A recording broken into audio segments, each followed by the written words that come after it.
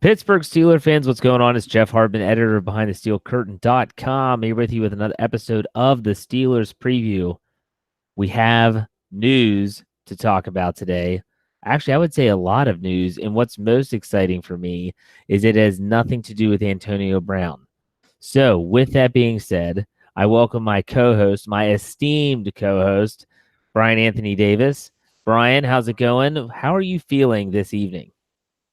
I'm feeling great. And I got to tell you, my son asked me just about 10 minutes ago, Dad, why are you doing shows in the off season? I thought that ended.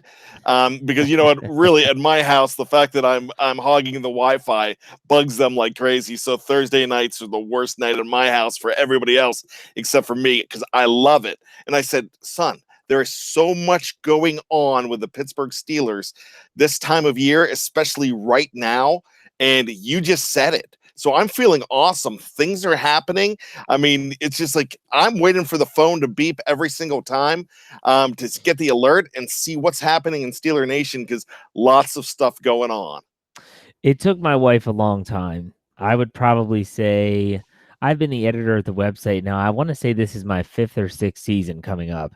And it took her a long time to finally realize that there is no off season. That all the off season means is that Sundays, Mondays, or Thursdays are not completely devoted to me sitting in front of the TV. There's still news to write about. There's always stuff going on. The NFL has turned themselves into a 24/7, 365-day machine, and kudos to the National Football League. Other organizations and leagues cannot do this. Major League Baseball, not even close. NBA, they try, but they fail. NHL, that's a joke. So the NFL is nonstop. And so the news today is that the Steelers, and I got to be honest, this was a surprise move for me in a lot of different ways. They signed two of their offensive linemen to new contracts. The first that was reported by Adam Schefter, that was Maurkice Pouncey getting a 3-year, I want to say it was $29.5 million deal for Maurkice Pouncey, making him the the highest paid center in the National Football League. I think he's going to make around $11 million a year. Here, that wasn't so much surprising. What was surprising was then they went out and signed. They got Ramon Foster back for 2 more seasons at 9. Do you have that number in front of you, Bryan? Is it 9 million that he got? Correct me if I'm wrong. I thought it was about 8.5. Okay. I don't Yeah, have it it's in fine. front of me, It's but around 9. It's around 9. But what made that one so surprising was that the day prior, so Wednesday, the Steelers reported the Steelers put a tender out on BJ Finney, essentially keeping him in Pittsburgh, and he's going to make roughly $3 million a year. And so everyone was like, "Wow, this means that Foster's probably gone, and Foster's back." I think this is a tremendous move by the Steelers first and foremost. And Bryan, I'll get your take here in a second, because now not only do they have the interior of their offensive line set up for years, David DeCastro is under a new deal. Pouncey's now good for another 3. Foster's there for another 2. And not only that, they have quality depth on the interior offensive line. BJ Finney can play both center. He can play center and both guard positions. Tremendous moves by the Steelers this week.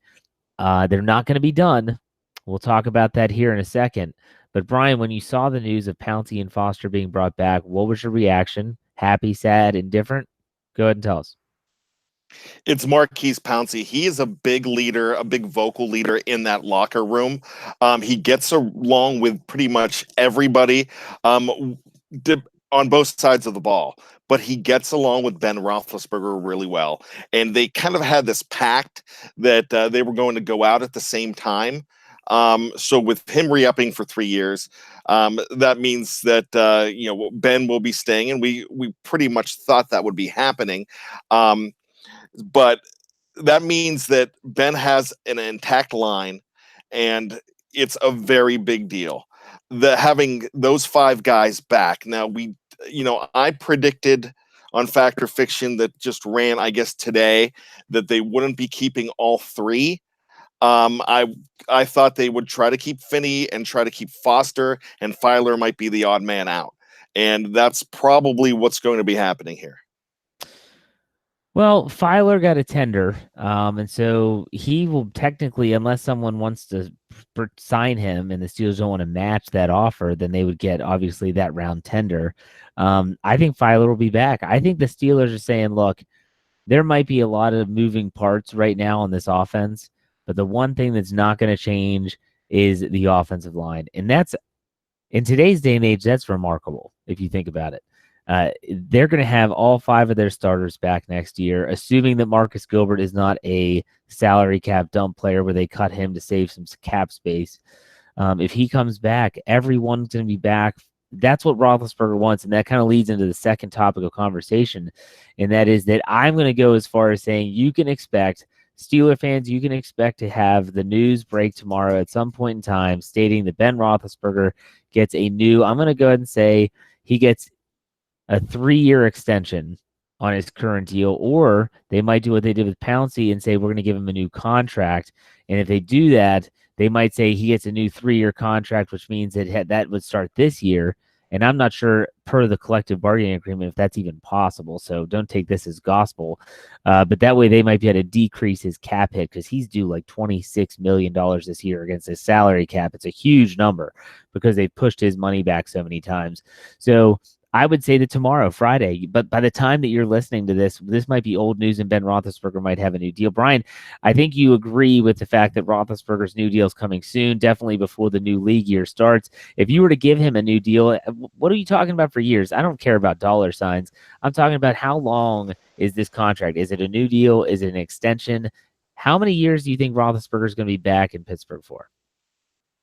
I'm thinking it's an extension, and I'm thinking it's 3 years, just like you said. Okay. He and Pouncey, like you said, that they've said it for a couple years now. Pouncey says, I'll be here as long as Ben is. Ben says, I'm here as long as Pouncey is. And it looks like if Pouncey's getting a 3-year deal, I wouldn't be shocked if Roethlisberger's deal follows suit.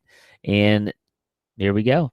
Here we go. So the last bit of news before we get into our normal discussion is everyone's talking about Antonio Brown. I don't want to spend a lot of time on this, but everyone's saying that Friday, tomorrow, when this is going to be published on BehindTheSteelCurtain.com, is the day that Antonio Brown is supposed to be traded. So, Brian, what does your gut tell you? A, is it going to be done on Friday? And B, if it is, where's he going and what are they getting for him? Look into your crystal ball. Tell us. Well, my gut all along was Friday to the Raiders for. Yeah, I had a couple things that I was thinking. I'm thinking they could get that 27th pick. They don't have to go into the second round. But then I started to think, you know what they could possibly do if they wanted to get another pick? They could possibly still just get maybe the 27th rounder, but maybe swap picks with the Raiders if they go with Oakland to swap second round picks. So move up, and maybe they could have the 34th, which would be absolutely amazing. I mean, that's just what I think could possibly happen. It's probably a stretch, but now I'm getting worried. I'm getting cold feet because now I'm thinking, will there actually be a deal tomorrow? We'll be watching the ticker all day and nothing happens. Was this a chance to drive up interest? Because there's one outlet saying that it's down to one team right now. Then I'm hearing that there's 2 front runners that aren't the Raiders. It's Tennessee and Washington, which I just heard a few hours ago. So I don't know what's going on, but I'm thinking it should be tomorrow, but I'm not holding my breath, Jeff. No, I'm not either. I wouldn't be shocked if it went over into the weekend. I think it was a sales tactic, so to speak, by Kevin Colbert in saying that we want everyone's best offer by Friday because that's when we're going to make the deal. If someone says, yeah, look, we're going to need more time, we got to yada, yada, yada, whatever the case may be, they'll wait. I don't think they're going to rush this just because, if they don't have a deal that they think is suitable, they're not going to pull the trigger on a deal just because it's Friday and they said it was Friday. Now, with that said, I hope every fan is just enamored with a first round pick, and rightfully so, because we know how good Antonio Brown is. But at the same time, let's not decrease the value of an early second round pick either. Because, yeah, it would be great for the Steelers to somehow move up and get Devin White from LSU, who had a phenomenal combine. His tape looks great. He looks like an inside linebacker that's going to be really good for a really long time. But at the same time, you've seen it before when you draft 20th, sometimes the prospect's there, and then you have another prospect that you really wanted that's still hanging around at the early second round. But if you're waiting until that 40th pick or whatever pick it would be, I don't know when they pick in the second. That was bad math on my part. But you wait for that second round pick. Sometimes they're not there. You get an early second. It's almost like a late first. You can make some really good decisions and really good picks that way. So, Brian, if what you said is correct, if it is an early second that they get for Antonio Brown, I wouldn't be so upset with that. If it's like a third or a fourth round pick for Antonio Brown, I'm going to be upset with that, period. But if you were, say, Brian, where would you want, if you could hand pick out of the teams that have supposedly been interested in Antonio Brown, if you could say, I'm going to hand pick what team I'm going to send him to, where would you send him? Let's see how vindictive you are tonight. Right now, it's the Washington Redskins. Yes. I have selfish reasons for that because where we live, living in the state of Maryland, and Yep. the Washington Redskins actually play in the state of Maryland, which a lot of people don't realize that they actually play in this particular state.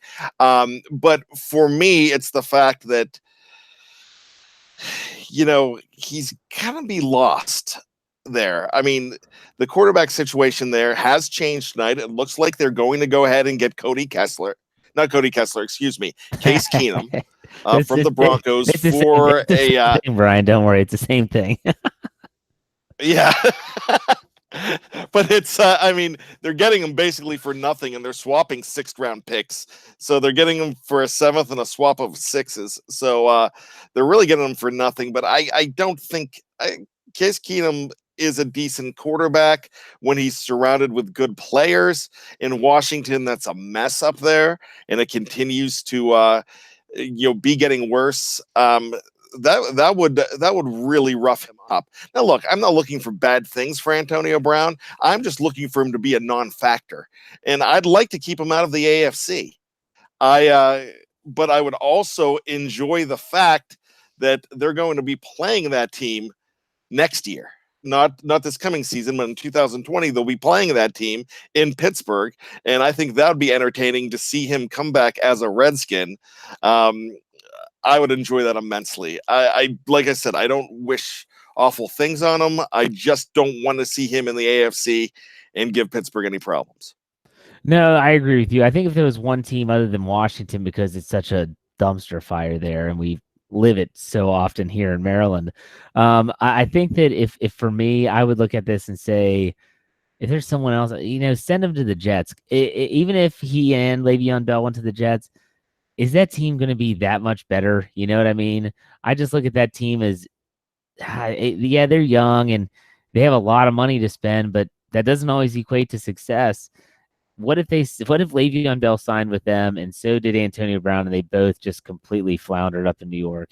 I don't wish injury on anyone, but I don't wish any success for either of these guys. I just can't stand the way that they went about getting out of town. I can't stand Le'Veon Bell for sitting out a whole year. I just can't stand it. And I said this to Lance on our show, The Standard is a Standard. I don't want it to come off like every single player that leaves Pittsburgh I'm upset with. That is not the case whatsoever. I use the example of Jericho Cotchery. Even you go back in the 90s with Chad Brown. I mean, there have been a ton of players that have left Pittsburgh, and you'd never want to see guys leave. But at the same time, you also understand that it's part of the business. The way these guys have handled their business is not kosher with me at all. So I understand what people are saying, that, some people are saying, hey, I wish him nothing but the best because Antonio Brown's given us a lot of highlights in 9 years. But at the same time, you acting like a clown in the last 2 months has completely tarnished that at 100%. So, Brian, anything else about the news that you want to touch on, or did I miss anything before we move on?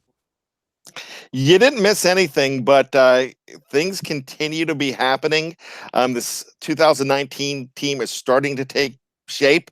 And really, as soon as Antonio was traded and Le'Veon Bell signs with another team, it's almost going to be a sigh of relief just because the drama should be over at that point.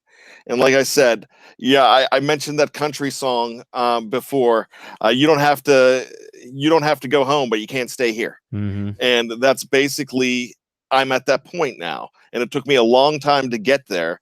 I think this weekend and being on the shop with LeBron James, who I could talk about LeBron James being the biggest hypocrite in sports because just for the fact that everything that he's laughing about Ben Roethlisberger doing, he does tenfold when every team that he's at, he decides who comes, who goes, does all this. But I'm just glad it's going to be over.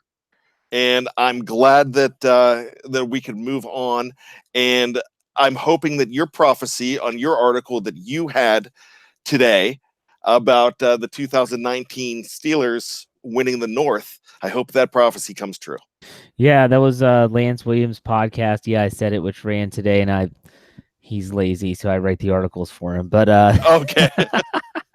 Well, I'm giving you credit. Well, thank you. I appreciate that. But it's a good podcast. I do want to give Lance credit. Go check it out if you haven't. You can go to our audio platforms, go to any audio platform, and you'll get that. It won't be live on YouTube like we are right now. I'm working on getting that done. But yeah, you can find Lance's show there. And I'll tell you what, it's starting to take shape. I really like how you put that. It's starting to take shape with the offensive line back. Yeah, there's going to be a huge hole wide receiver, but let's see what the Steelers do. Let's see what they do. Put a little trust. The one thing I do want to mention, I'm going to write an article. I need to write it tonight so I can run it tomorrow before the news of a potential Roethlisberger contract hits. There's still a lot of people in this fan base, and I don't say a majority, but there's a lot of people that say the Steelers they're done. We're just rebuild. Well, you know what? If you're going to rebuild, then don't give Ben Roethlisberger a new contract. Because if you're rebuilding, first and foremost, if you're rebuilding, you don't put all that money into the offensive line. You put it elsewhere. But if you're going to rebuild, quote unquote, then don't give Ben a new deal. Let him play out his last year and then move on to Mason Rudolph or Joshua Dobbs because clearly they're going to be the next in line if and when Roethlisberger leaves. I don't agree with that sentiment. I don't think there's any way that they're in rebuild mode or anything of that nature because they still have. If you look at the defense, they still have a lot of pieces of the puzzle there. We're going to talk about safeties today after we talk about inside linebackers for the second time. That's a joke if you listen to our last show and we talked about outside linebackers twice. But still, yeah. Dave's. What's that? I'm sorry. Somewhere Dave Schofield is smiling. Yeah, he's chuckling. But so you agree with me, right? This team's not in rebuild mode. I mean, I call it reloading. Good teams don't rebuild, they reload. I heard that once. I don't remember what team it was referring. It wasn't the Steelers, but I agree with it. So what are your thoughts on that? You don't think they're rebuilding, do you, Brian? Not at all. For everything that you said and more, because this Antonio Brown situation gives them a chance to go ahead and add an extra first-round pick. And somebody was telling me yesterday, they're like, well, hey, what if they got the Cardinals number 2? I'm like, they're not getting the Cardinals number 2. What if they got the Cardinals the second-round pick? I mean, excuse me, the second pick in the first round. They should go out and get Dwayne Haskins. And I'm like, no, they shouldn't, because you're building for now. I mean, you're not going to re-up Ben Roethlisberger. That'd be just a wasted pick at that point. Yeah. So no, they still think the window's open, which I'm glad they think the window's open. Being a Pirates fan, I've watched them close the window on themselves when they didn't have to. I mean, and it's true. And I know. I'm a Pirates fan. 2016 they did it. They just shut the window. Oh, well, so they called it a bridge year before the season even started. Yeah, so I mean that's the difference in mentalities in the same city. And then you look at I know this isn't a Pittsburgh sports show, then you look at a team like the Penguins, who they're always getting rid of their first round picks because they're always playing for the now. And that's what I respect. And the Steelers are playing for the now right now. So that's just what they need to do. With this extra pick, that's going to help them. With if they clear some free agent room, that's cap space, that's going to give them some room to maybe bring in a free agent to help bridge that gap. But with the way this draft is built, they could get a cornerback of their dreams and an inside linebacker of their dreams in the first round if they have 2 first-round picks. Or they could get one of the top wide receivers. Then they could help out on the other end with through free agency. And they could do a few things there. I mean, it's a couple steps, just a couple small things to go ahead and get them back where they need to be and ready to go. Yeah, so I do want to talk about free agents in a second. Before we get to that, though, I do want to bring it up. Think about this. Let's assume that Roethlisberger gets a 3-year extension, okay? Now, most of those times, there's kind of like a year, maybe even 2 years built into the contract where the team says, we realize there's a likelihood that this is not gonna he's not gonna live out the not I didn't mean that way live out that he's not gonna play out the entire contract. I'm not wishing ill on anybody here. So let's say he put let's say 2 years, okay? So 2-year extension, so he has 1 year left on his deal, 2 more years after that. I think this could actually work out in the Steelers' favor in terms of the quarterback position. So hear me out. Let's assume that Mason Rudolph, because I'm a big fan of Mason Rudolph, let's assume that he wins the quarterback 2 position going into the 2019 season. So it's Roethlisberger, Rudolph, Dobbs in that order. And they see enough in Rudolph that they think, okay, this guy is going to be the future here. They will have Roethlisberger leaving at the same time that Rudolph will be leaving his rookie contract.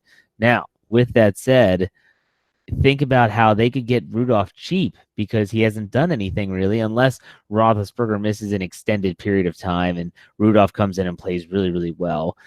We hope that Roethlisberger does not get hurt, but we do hope that Rudolph does show a lot of promise. But let's say he doesn't see a lot of time in those 2 years. They might be able to get him in a really cheap deal. And if he is the guy, think about how cheap your quarterback position is in terms of a salary cap hit. It would almost be like having a rookie at quarterback, and you're able to spend some more money and get more players around him. I think this could actually work out in the Steelers' favor. Brian, am I nuts, or do you see what I'm saying? That's exactly what could happen. Just depends if somebody wants to try to poach him, but they're not going to give you a huge deal if you haven't played and if they haven't seen anything from you. So, and you know what? Second string quarterback, even with Ben's increasing age, will get a lot of time in practice because Ben doesn't practice on Wednesdays. And that's probably something that's going to continue. So, I mean, they can see everything they need to see from him on the practice field, and hopefully they don't see him in games the next couple years unless it's in August. Absolutely. Okay, so let's get right into our Stat Geek segment. Brian, you're taking that over for Dave Schofield while he is, I don't know, sipping on a pina colada somewhere. So, Brian, go ahead. We're talking about safeties today. It's what the position we're going to analyze in terms of the depth chart. We're almost done. It's hard to believe, but go ahead, Brian, with your Stat Geek stuff. Let me tell you what, I really respect what Dave does because putting these stats together is really tough. And he goes to like different dimensions that I could even possibly go to. But I really think it's amazing what he puts together here. So we're talking about the safety position, and I'm not sure if you know this, Jeff, but 6 safeties in Pittsburgh Steeler history. And when I talk Pittsburgh Steeler history, I talk 1969 and up. Okay. I call that the modern era. Gotcha. And so that's basically what I'm looking at. Because I brought up Dave Rieger last week and no one knew who he was, and it's just I mean it was fun to throw that name out there. But let's just like when Chuck Noll and Joe Green arrived, that's when the Steelers began, and that's the last 50 years. So in the last 50 years, 6 Pittsburgh Steelers have made the Pro Bowl. Before I get to who has the most, only one of them has ever won a Super Bowl. There's one of them of those 6 Pro Bowls that has not actually he's been to a Super Bowl, but he has never been on the winning end of it. Who is that?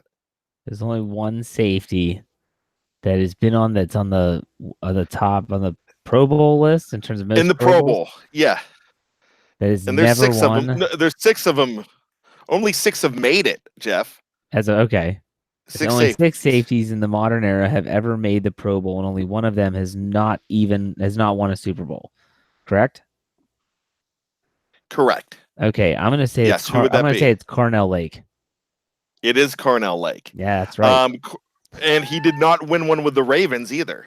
No, He was not. he was on the '95 team that lost to Dallas. But did he play safety that year? Or did he switch from corner to safety that season? He played both safety and quarter. That was his Okay. big switch year. Right. That's when Rod Woodson went down. He did not win the pro. I mean, he did not win the Super Bowl, but he's been to the Pro Bowl. Now, which of those 6 Steelers has been to the most Pro Bowls? Safeties. Yes. I would guess Troy Polamalu. Polamalu has been to the Pro Bowl 8 times.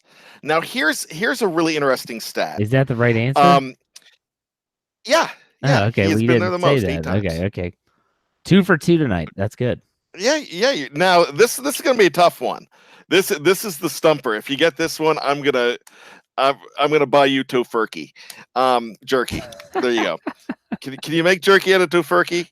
But anyways, the Steelers have sent 2 sets of safeties simultaneously to the Pro Bowl on 3 separate occasions. So what I'm saying, 2 safeties in the Pro Bowl, same year. Okay. Clark and Polamalu, would that be one? That's the one. Now the other set are the same exact 2 guys 2 years in a row. I'm going to guess it's from the 70s, right? Yeah, it is. So it's Donnie Shell and who's a safety that played alongside him. Oh, I can picture his face. Just think of his name. Is it Wagner? Wagner, it is. Yeah. Donnie Shell, it is not. No, not Donnie Shell. Really? It is. Donnie Shell did not make the Pro Bowl until 1978. So who was it? No tofurkey jerky. Who was it? It wasn't Donnie Shell. It was who then? In 1975 and 1976, it was Glenn Edwards. And Mike Wagner. Mike Wagner. Okay. They made it 2 years, both tandems. That's pretty interesting. I was so close. Okay. I thought for sure it would have been Donnie Shell. I thought so for sure, too. When I saw that, I was absolutely in shock. So when we're looking at the Pro Bowl list, it's Polamalu with 8, Shell with 5, Lake with 4, Wagner with 2, Edwards with 2, and Clark with 1. So what Steelers safety leads the team in interceptions? I think that's Donnie Shell. It is Donnie Shell with 51. Yeah. Wagner is second with 36. Polamalu with 32.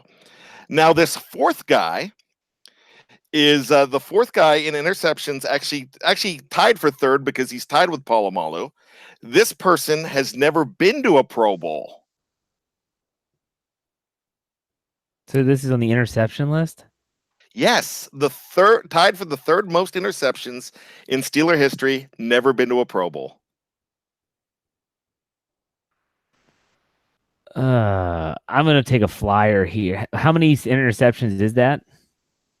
Pardon me? How many? Do you have the number of how many interceptions that he has? 32. 32. I'll go with Darren Perry. Darren Perry it is, my friend. He's the only safety I could think of that would have been played long enough that would have actually had a chance to actually, get that many interceptions. Like I thought for a second, well, Chris Hope, no, he didn't have that many picks. So wow, I can't believe it. 6 picks as a rookie in that magical 1992 season. This is the last one that we're going to go ahead and talk about. Who is highest on the all-time sack list as a Steelers safety? All-time sack list Steeler safeties. That's a tough question. I want to say Troy, but I don't think that's right. It is not Troy. Okay, who is it? It's Carnell Lake with 21.5. How many of Troy is those? Well, second. hold on. Timeout. Cardinal Lake has 21.5, but were all of those from the safety position? Because if you're counting corner blitzes, that's technically not a safety sack. In which Okay, case, he was basically Troy would be the correct answer. a corner for only 1.5 seasons. So I'll go ahead and take a look at that. Yeah, you should. This Carnell Lake would probably still be number one, but I don't think he got 9 as a corner. I would doubt it. But here's something interesting. So 20th place on the all-time list is Carnell Lake. 38th place on the all-time list is Troy Polamalu, but he's tied with one more player. And this is a guy that we have not mentioned at all this evening. another safety. It's a safety. We haven't mentioned him yet. Nope. Even in my ramblings, haven't mentioned him. Not at all. And I could probably give it away by one hint about his personality. One of the mouthiest Steelers of all time. Well, you're not really Lee Flowers. Lee Flowers. I got to be honest. I'm pretty go. impressed. Your questions, I will say, are not as tough as Dave's, but there were some tough ones, and I was proud of myself that I got some of those. I still that the Donnie Shell thing. I think that's a lot of people would have missed that one, but man, Lee Flowers, paper champions. Lee Flowers, paper champions. Gosh, that guy. Man, he played with the team long enough to be that high on the sack list. Really? Yeah, he had 12 and a half. Well, there you go. Those were good. Those were good questions. So let's now shift gears and talk about the safeties a little bit, because the safety position is one that most people would look on paper and say the Steelers don't need to address the position, but I think there's a chance that they could. So the starting safeties that you had from last year, you clearly have Sean Davis. You have it at your free safety position. Strong safety was Terrell Edmonds, a rookie. Morgan Burnett was kind of like your box linebacker / safety. You also have Jordan Dangerfield, who signed a new contract. You have Marcus Allen, who's still under on his rookie deal. Those are kind of your safeties coming into next year. Now, Morgan Burnett said he wanted out. He wants out. And the Steelers might cut him. They could cut him and save some cap space if they wanted to do that. And there are some free agents out there that we could potentially talk about as someone that they could target. Brian, real quick, do you look at the safety position as a position of need still, or are you happy with what they have? You know what I do, especially with Burnett not being happy there, and everybody that you have on this free agent list. This is a beautiful free agent list. They are absolutely loaded, and that was before Eric Weddle got there. And I know Eric Weddle's age has turned a lot of people off, but hey, if you can get a guy that could play well in the next 2 years at maybe a reduced contract, bring somebody in. But guys on that list, you've got Landon Collins, who in 4 years, 3 Pro Bowls. You have Weddle. You have Earl Thomas, who I would not expect to go. Tyrann Mateo, or Matthew, excuse me. I always pronounce that wrong because I'm reading it. Adrian Amos as well. There are, and you even have a guy named Mike Mitchell. I mean, nope. That guy. Nope. Yeah, nope, indeed. But no, I mean, they're loaded. It's loaded this year. I don't know how. I'm not as sold on Edmonds as being ready to start every day. And I know he played. Dave has mentioned how many snaps that he took. He probably led the defense in sacks, if I'm not mistaken. But I'm just not really sold on that. I think you need 3 good safeties. So I would bring another guy in. The only thing for me, Jeff, is, I mean, the salary cap situation, it changes every day. People are saying, hey, we've got plenty of money. Then they're saying we have no money. And the entire Antonio Brown situation makes it as clear as mud to me. So that's something that I'm just not. I'm just not comfortable with how much money they actually have, but with this whole Roethlisberger contract, possibly. Um, I'm wondering if Pouncey's move might have cleared some space as well. So they could bring somebody in on that list, or they could look at two other guys that they have in house right now that you failed to mention. But for the love of Frank Webb, I do need to bring up Nat Berry. Oh, is he still And on the team? he is actually still. I think he signed a 2-year deal last year, Oh, but he's still on the roster. And Malik Golden, who mm, he's just a hard luck guy. yeah. That guy, he he gets hurt every time they play that Thursday night game against Carolina. The last game of the season, he gets hurt. The last preseason game of the game, he gets hurt. So there's 7 that they have right now signed. I would not be surprised if they brought somebody in. It's a huge list. Yeah, no, I definitely think we agree on Edmonds. I'm not sold on him as an every down starter safety in the National Football League yet. Excuse me. So, I mean, he played okay, but I think he would be better suited for that coming off the bench, kind of the role that Morgan Burnett played last year. And I don't think he would have played this role had he been healthy all season, but alas, he was not. And so that Edmonds got thrown into the fire. And so here you have a situation where what do you do with Burnett? I think the Steelers, if he really wants out, you can cut him. You can save some space that way. And the question then becomes who you're going to get. So personally, I don't think it's feasible, but I would like Landon Collins. I said this on my show, The Burning Question, the other night, where I talked about how I just think that Landon Collins is the player that would fit best alongside Davis at strong safety. He's someone that can really play the box well. He's a good tackler. He doesn't have the best coverage skills, but you can scheme around that in a lot of different ways. I definitely think that he would be atop my list. I just don't think they're going to be able to afford him. Tyrann Mathieu, I mean, he signed a 1-year deal with Houston last year. I don't know if he's going to be back or not with them. I don't know. It's going to be interesting to see Earl Thomas. They're not going to be able to afford him. It's going to be really interesting to see how they attack this position and if they attack it at all in free agency. And I definitely think that if they went into this year without making any moves, I wouldn't be hitting the panic button because I would hope that Terrell Evans would get better. I would assume that Morgan Burnett would stay on the team if they're not going to make any moves. It's not. It wouldn't be horrible, is what I'm saying. So, would you draft a safety, or are you looking elsewhere at the NFL draft? I'm sorry, Jeff. Could you say that again? I said, would you look in the NFL draft for a safety, or are you just looking at free agency at this point? For me, there's about 26 guys on this list. You could bring one of the lesser guys in as well, and bring them in for depth. I know you have Dangerfield there. They did bring a guy like Barry in last year, even though they got very little action out of him. But that's something that they could go ahead and do as well. Bring someone smaller in. I think you probably look in the draft as well. But it depends how much you like a guy like Marcus Allen as well. He got very little action last year.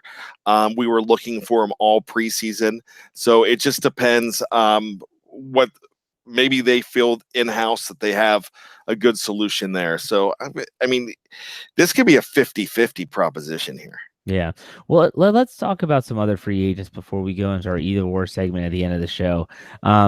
There are some other free agents out there, and with the new league year starting next week, and a lot of free agents will already be off the market by the time we have our next show.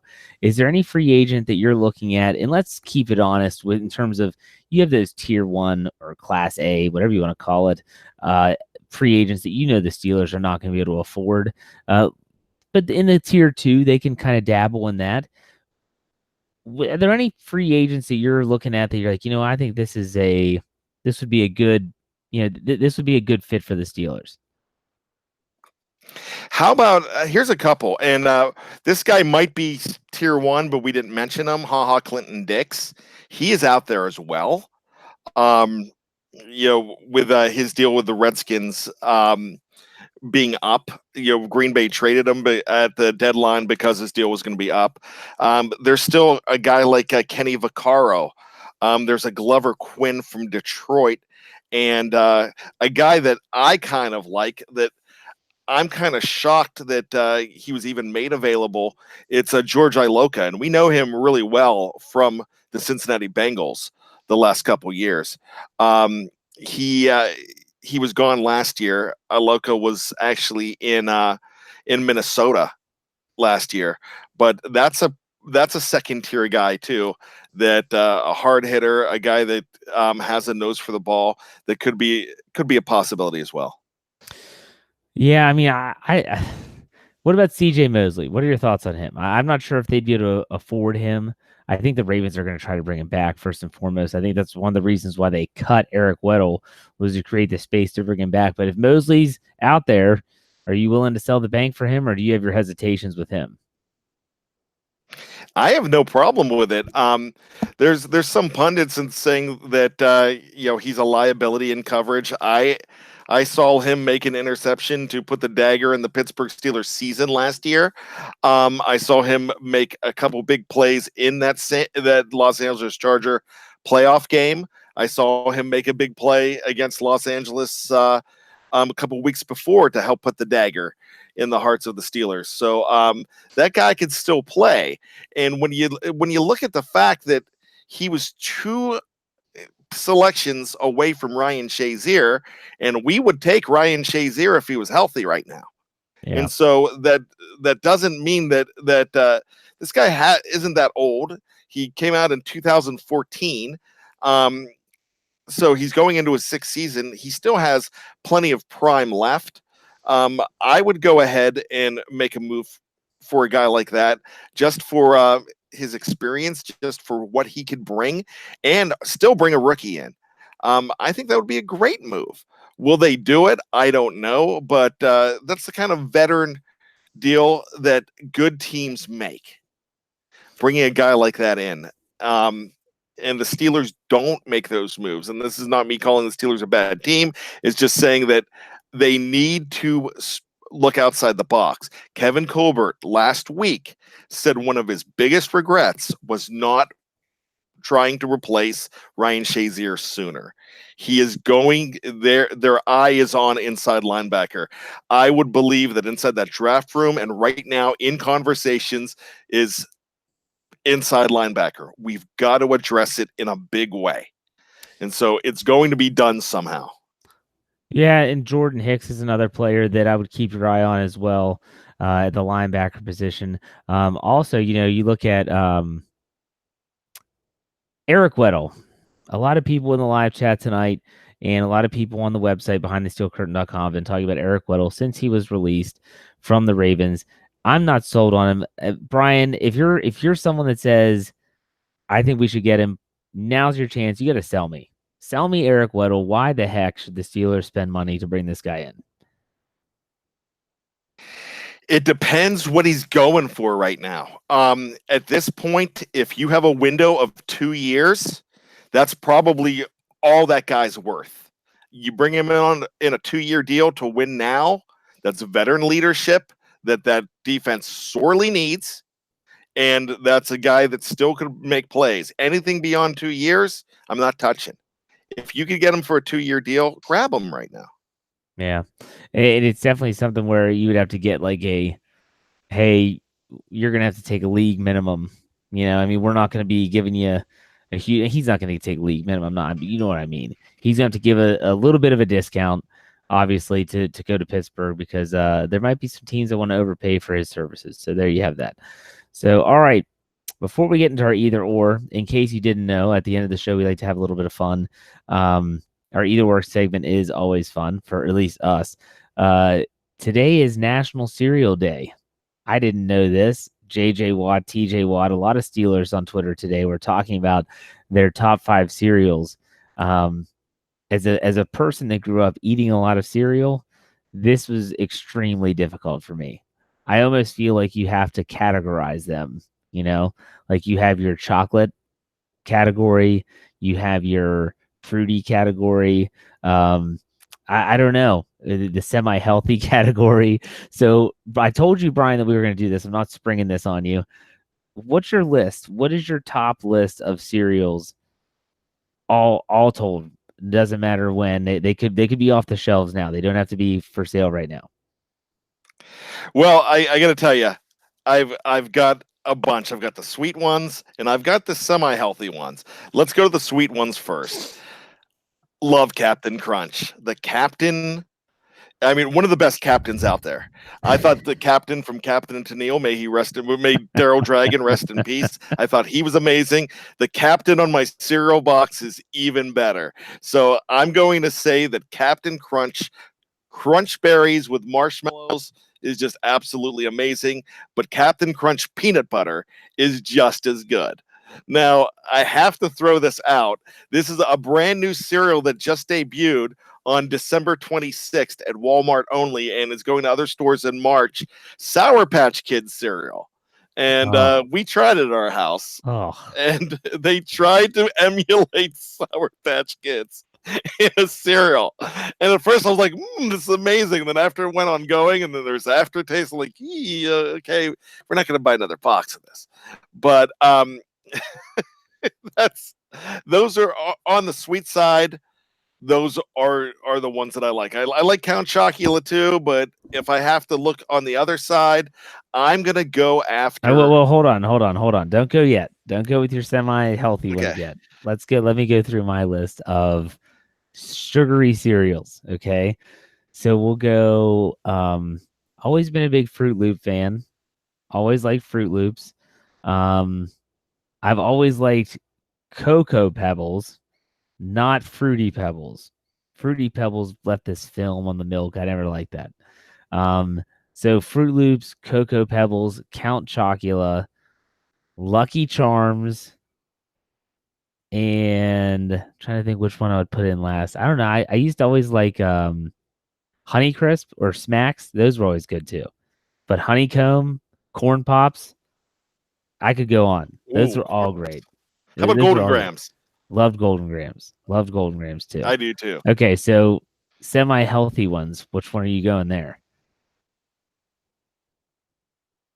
Go ahead, Brian. Semi-healthy cereals. Which ones are you doing? Oh, okay. My favorite is Special K with red berries. Huh. Never. I like that a lot. It's basically has your dried strawberries in there with the Special K. It's actually a pretty good cereal. Of course, I'm supposed to measure it out, and then I eat the whole box like it's a snack and think I'm dieting. And then my wife yells at me. But that's a good one. And I gotta tell you, I'm still a Cheerios guy. Okay. Not Honey Nut. I don't like Honey Nut. I don't like Honey Nut Cheerios. Not a Honey Nut Cheerio fan, huh? I want plain Cheerios. Okay. And I love it. So on the healthy side, that's what and Honey Bunches of Oats. I don't know if that's considered on the healthy end. Probably not. I would put that. They advertise it. They advertise it as such. So yeah, we'll call it that. Go ahead. I like that too. And don't forget Corn Chex. Corn Chex is pretty good. I like all the Chex, but I prefer them dry and Chex mixed rather than it with cereal. My favorite by far is Raisin Nut Bran. It's not a well-known cereal, but it's got those raisin nut clusters. I've always liked that. Also, Cracklin' Oat Bran is one that I don't know if you can still find that on the shelves. But it was an expensive cereal, but it tasted so good. I don't know why. It looked like basically like grape nuts clumped together in a square, but it just tasted so much better. I tried grape nuts on multiple occasions, and it's awful. I've never liked grape nuts. Someone said you got to try them hot, like you have to heat them up, and I'm like, well, it's not oatmeal, it's cereal. Like I shouldn't have to heat up my cereal, but it is what it is. So today was National Cereal Day. It's either or time. We kind of went through a couple that I had in my head. Brian, if you're ready for one, you can go ahead and go with your either or for the night. I am. I have about 7, but I'm narrowed it down to 2. And so we did have you're on top of the celebrity deaths just like I am, and we had a celebrity death this week Oh yeah. that hit a lot of our wives. In fact, I saw something, and it hit me too because I watched 90210 as well. And I saw something on Facebook and said, "Hey, if you haven't checked on your wife today, you better because she's not doing well because of the death of Luke Perry. And may he rest in peace." It's um, very good actor. I always thought he was good. I thought he was a quality guy outside of it, outside not just 90210. He was recently in a very big hit, Riverdale, which is a huge show. And I watched the first season of that. I really liked him in that. So I'm going to bring up Beverly Hills 90210 though. And it's going, the either or is going to be from your wife's perspective. So if you were to ask your wife, Yeah. are you more of a Brandon or does she think you're more of a Dylan? I know the answer to that easy for my wife. She would say I'm a Brandon more than a Dylan, I would think. Yeah. What about You you? think? Yeah, Well, I'm not the rebel without a cause, bad boy type or anything like that. I like to think that I was a Dylan. So I called my wife and I asked her. Yeah. She goes, "You're not a badass, Brian." I'm like, "Yeah, I am." She goes, "No, you're not." So I said, "I'm a Brandon then, right?" She goes, "No, you're a Steve Sanders." I'm like, "Steve Sanders? How am I Steve Sanders?" So I would have thought she would have said, actually, Brandon. I would have thought she would have said that, but she says I'm a Steve. So I'm Mm. throwing that out there. Well, it's funny that you bring this up because I was never a huge 90210 fan. That was a little bit I was a little bit on the younger side when that was really, really popular. Um, but the other day I was driving to work. I was listening to sports talk radio as I always do, and on Mad Dog Sports Radio, they were talking in their morning men show. They were talking about who is the epitome of cool for you, because the guy that hosts the show, one of the hosts, was a huge 90210 fan. He said Luke Perry was the epitome of cool for his era, and he had people call in, and some people were saying guys like oh shoot, the Fawns. People were talking about, James Dean. That people called in, even said, the guy with the mustache. That was Tom Selleck was another one that people brought up. So I keep on thinking though, for some That reason, guy with the mustache, that's one of my favorite. what's that? You can't just call him the guy with the mustache. That is my number one hero as far as TV, Tom Selleck. Okay, so anyways, I was thinking to myself, okay, I for some reason immediately went to Saved by the Bell. Okay, so you have obviously AC Slater and you have Zach Morris. So Brian, you were either where I grew up and with the friends that I had, you were either in the AC Slater group or you were in the Zach Morris group. And you either that's who you kind of pulled for in the show. I was always a Zach Morris guy. So where did you fall? Was it Zach Morris or AC Slater? I'm definitely a Zach. Some people probably say I was a Screech guy, and then I'd like to fight them if they did.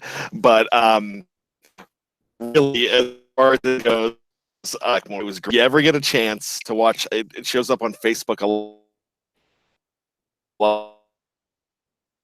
It's more funny. See, they take an entire episode of Saved by the Bell, condense into about 4.5 minutes, and explain why he's the trashiest human alive. Yeah, I've seen those. They're hysterical. So something that, and he watches it, and Mark Paul thinks it's funny too. So with that being said, I'm still a Zach Morris guy. Yeah, you have to. Although I did have love for AC Slater. He was always a stand up. You have to. Stand up guy. He was a moral compass. So, all right. Do you have another one, or are we done for the night? Yeah, I do. So I was going to talk about reality shows, but I was just thinking about how would Jeff be in a fight? So what I'm thinking here is if you were in an actual fight, Yeah, where it had to get physical, would you fight clean or would you fight dirty? I'll tell you that my dad once told me as a kid, and I will be honest, like fighting is not in my nature at all. And he always said that, It's not in mine either. he said that he always feared if I ever got into a fight. And I said, why is that? And he said, it's not that you couldn't protect yourself, but he said, you would try to play by the rules. And he said that's not always a good thing. He said when you're in a fight with somebody, a lot of times it's any means necessary. That's kicking, that's whatever. And he said you would probably try to play by the rules, in which case you could end up getting hurt. So in that regard, I didn't disagree with my dad. I probably would be a clean fighter in that regard. So what about you, Brian? Same, different? You know what? I actually would be. I have not fought. I have not been in an actual fight very often in my life. I think the last one was 1986 in the restroom at Richland High School when I was in 10th grade. I could even tell you the guy's name. His name was Gary. I'm not going to give his last name. And I claimed that I won the fight because he swung and missed and hit the paper towel dispenser and bloodied himself. But I would fight dirty. If I had to go down to it, if I was in a situation like that, I would fight to win and fight to make sure that I did not get hurt, and I would do everything I could. Thankfully, I mean 1986 was a long time ago for me. Thankfully I haven't been in many fights. So with that being the last one, I'm actually proud of that. But if it came down to it, especially when my family was on the line, I'm going for the jugular, Jeff. Yeah, well, now it's different story, like you said, when you have a family. But as a kid, it definitely probably would have been a clean. Now, the funny thing is that you bring up a paper towel dispenser, and I'm wondering, were you around when Jeff Reed? Were you at that Sheets? Maybe was that a fisticuff with you and Jeff Reed when he got into it with the paper towel dispenser? I was his moral advisor at the time, actually. You were his moral compass. You were his AC Slater. Yes.